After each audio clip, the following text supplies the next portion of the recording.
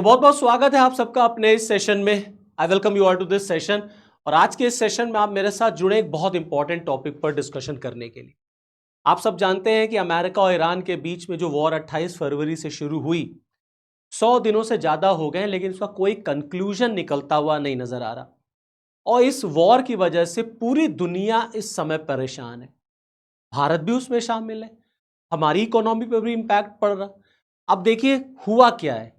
America की तरफ से तीसरी बार, मतलब भारत के 3 वेसल्स पर, यह थर्ड वेसल है जिस पर अमेरिका का अटैक नोटिस किया गया है। और जो थर्ड, जो अभी लेटेस्ट एकदम अटैक हुआ है अमेरिका की तरफ से, वो हुआ है वेसल MT जलवीर पर। और ये अटैक अमेरिका की तरफ से हुआ है ओमान कोस्ट के पास।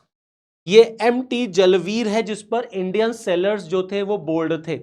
अब इसको लेकर के भारत और अमेरिका के बीच में तनातनी आपको देखने को मिल सकती है। इंडिया बहुत नाराज है अमेरिका से, क्योंकि भारत ने हमेशा से कहा है कि कोई सिविलियन इंफ्रास्ट्रक्चर पर अटैक नहीं होना चाहिए।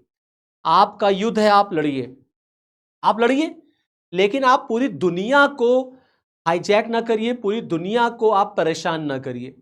आपका वॉर है, आप लड़िए, ईरान लड़े, इजराइल लड़े, हमसे मतलब नहीं है। लेकिन बिजनेस मस्ट गो ऑन। और जिस तरीके से अमेरिका यहां पर इंडियन वेसल्स पर, वो भी उन वेसल्स पर जिन पर इंडियन ऑन बोर्ड हैं, अटैक हो रहा है, भारत सरकार ने यहां पर एक स्ट्रॉन्ग प्रोटेस्ट दर्ज कराया है अमेरिका से। ये जलवीर से पहले आप देखिए जो न्यूज में था, वो था अमेरिका का अटैक MT सेटिबेलो पर। ये MT सेटिबेलो जो वेसल था, जिस पर 24 इंडियंस ऑन बोर्ड थे, जिसमें से 21 को बचा लिया गया था। ये भी ओमान के ही कोस्ट पर अटैक हुआ था। 21 को बचा लिया गया था और 3 मिसिंग थे। लेकिन अब फाइनली उन 3 की भी कंफर्म्ड डेथ हो गई है। भारत सरकार ने ये अनाउंस कर दिया है कि जो 3 मिसिंग थे वो भी डेड हैं, उनकी भी डेथ हो चुकी है। अब ये एक बहुत बड़ी बात है कि अमेरिका जिस तरीके से वेसल्स पर अटैक कर रहा है, वो किसी भी देश को परेशान कर सकता है। और खास तौर से भारत, जो हमेशा से किसी भी युद्ध के खिलाफ है। हमारी तो नीति है, हमारी तो पॉलिसी है कि बार बार PM साहब ने कहा है, हर मंच पे कहा है, that this era is not the era of war. इस एरा में सबको इकोनॉमिकल डेवलपमेंट करना चाहिए, हर देश को आगे बढ़ना चाहिए, अपने लोगों के बारे में सोचना चाहिए।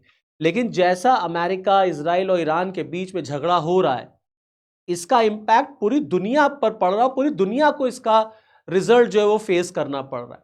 अब जिस तरीके से डेथ हुई है, जिस तरीके से अमेरिका की तरफ से वेसल्स पे हमला हुआ है, आप देखिए भारत सरकार की तरफ से बहुत स्ट्रॉन्ग प्रोटेस्ट दर्ज किया गया है।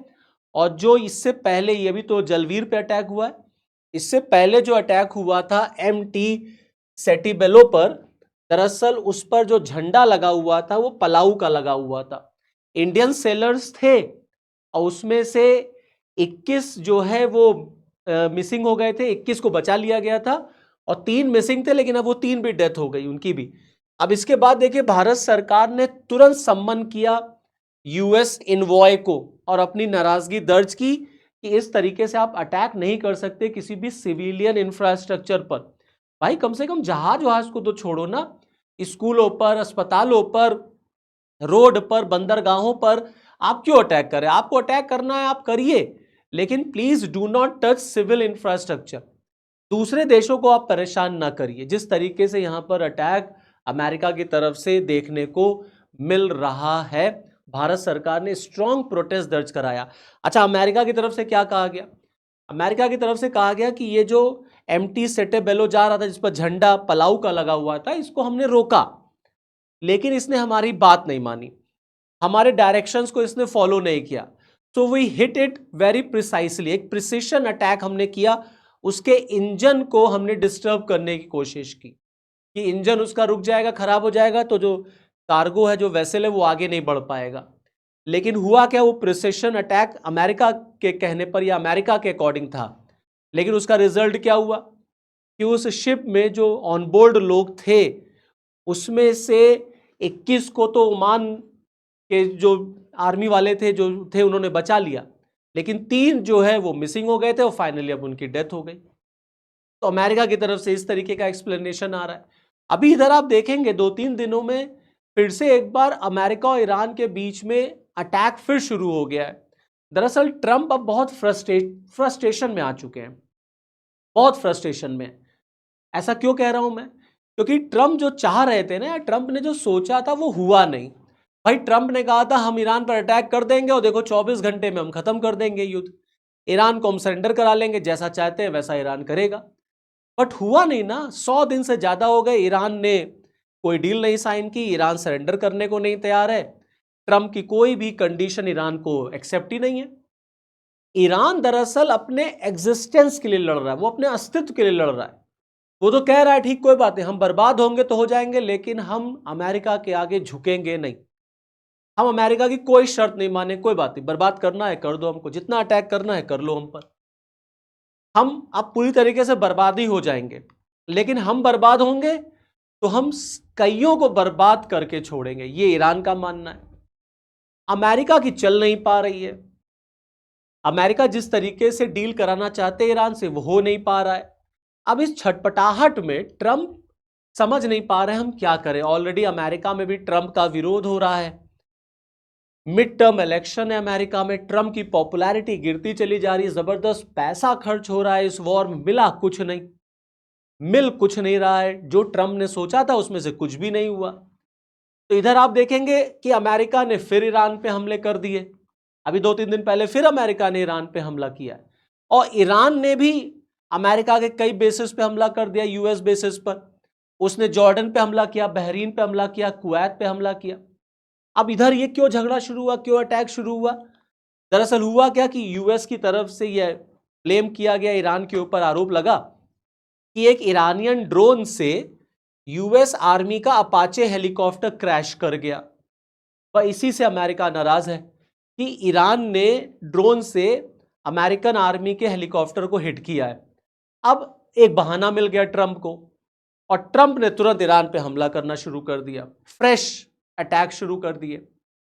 अब इधर अटैक रुके हुए थे, लेकिन फिर फ्रेश अटैक शुरू कर दिया। ईरान ने फिर अमेरिका के एयर बेसिस पर अटैक करना शुरू कर दिया, और इधर इंडियन वेसल्स पर अटैक होने लग गया। तो ये एक बहुत बड़ी बात है, बहुत गंभीर विषय है, जिस तरीके से भारत के वेसल्स पर या उस शिप पर जिसपे इंडियंस बोर्ड हैं उस पर अमेरिका की तरफ से ऐसा अटैक हो रहा है। तो क्योंकि भारत के रिलेशंस तो दोनों से अच्छे हैं, ईरान से भी अच्छा, अमेरिका से भी, हम किसी की तरफ नहीं है। हमने हमेशा शांति का, पीस का, हार्मनी का स्टैंड लिया। हम तो आज भी कहते हैं, भारत सरकार का आज भी स्टैंड है, ये युद्ध खत्म हो जाना चाहिए, कोई रास्ता निकलना चाहिए जिससे पूरी दुनिया जो बर्बाद हो रही है, इकोनॉमिकल ऑर्डर जो डिस्टर्ब हो रहा है, हर देश में इन्फ्लेशन बढ़ रहा, कच्चे तेल के दाम बढ़ते चले जा रहे हैं, फर्टिलाइजर महंगा होता चला जा रहा है, हर देश की इकोनॉमी बर्बाद हो रही है, इससे मिलेगा क्या? लेकिन अमेरिका का जो अहम है, जो ईगो है ट्रंप का, वो ट्रंप को झुकने नहीं दे रहा है। वो ईरान को बर्बाद करने पर तुले हुए हैं कि हम ईरान को पूरी तरीके से बर्बाद कर देंगे। ईरान भी तुला हुआ है कि हम अमेरिका को पूरी तरीके से बर्बाद कर देंगे, और हम उस देश को भी नहीं छोड़ेंगे जो अमेरिका का साथ दे रहा है। बट जिस तरीके से इंडियन वेसल्स पे हमला हुआ, भी तीन वेसल्स पर, यह भारत सरकार के लिए बहुत सीरियस मैटर है, और हमने एक स्ट्रॉन्ग प्रोटेस्ट शो किया है। बट भारत सरकार को और ज्यादा प्रोटेस्ट अमेरिका के सामने रजिस्टर कराना चाहिए, that this should not happen again in future. तो चलिए फिर इस वीडियो में इतना ही, नेक्स्ट वीडियो में आपके साथ फिर मिलूंगा, तब तक के लिए जय हिंद।